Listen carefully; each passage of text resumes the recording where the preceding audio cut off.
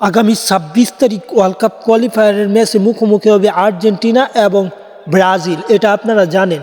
কিন্তু সেই ম্যাচের ফেভারিট কে থাকবে এমন একটা কথা থাকে, তা হয়তো অনেকে জানেন না। সাম্প্রতিক পারফরমেন্স এবং যদি আমরা অতীত পরিসংখ্যান দেখি তাহলে ফেভারিটকে তা মূলত জানতে পারবো। এবং সাম্প্রতিক পারফরমেন্স বলতে আর্জেন্টিনা পয়েন্ট টেবিলের শীর্ষে আছে এবং ব্রাজিলের অবস্থান আছে পয়েন্ট টেবিলের দ্বিতীয় স্থানে। এদিক থেকে দুই দল প্রায় সমানে সমানে হবে লড়াইটা। পাশাপাশি ফুটবল বিশ্বের সবচেয়ে জমজমাট লড়াইয়ের মধ্যে এটি অন্যতম। এই সুপার ক্লাসিকোতে যদি আমরা দু দলের পরিসংখ্যান দেখি শেষ 5 ম্যাচে, তাহলে মূলত জানতে পারবো কারা এগিয়ে।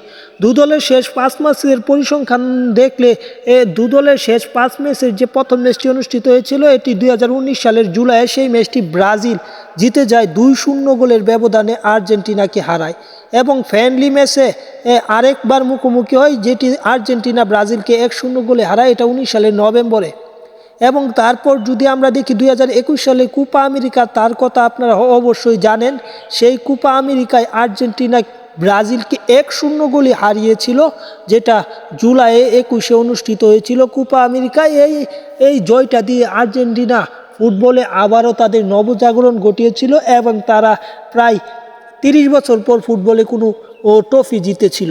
তারপর যদি আমরা বলি, তারপর আরেকটি ম্যাচে মুখোমুখি হয়েছিল যেটা ওয়ার্ল্ড কাপ কোয়ালিফায়ারের ম্যাচ, সেই ম্যাচ গোলশূন্য ড্র হয়েছিল। এই ম্যাচে নানান করোনার সময় এটা অনুষ্ঠিত হয়েছিল, এটাও 21 সালে অনুষ্ঠিত হয়েছিল।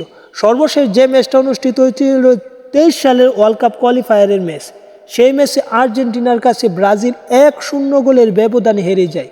তাই যদি আমরা সাম্প্রতিক পারফরমেন্স দেখি সেখানেও আর্জেন্টিনা এগিয়ে, এবং সর্বশেষ 5 ম্যাচের পরিসংখ্যানেও আর্জেন্টিনা এগিয়ে, যেখানে আর্জেন্টিনা 3 জয়ের বিপরীতে ব্রাজিলের 1 জয় এবং 1 ম্যাচ ড্র।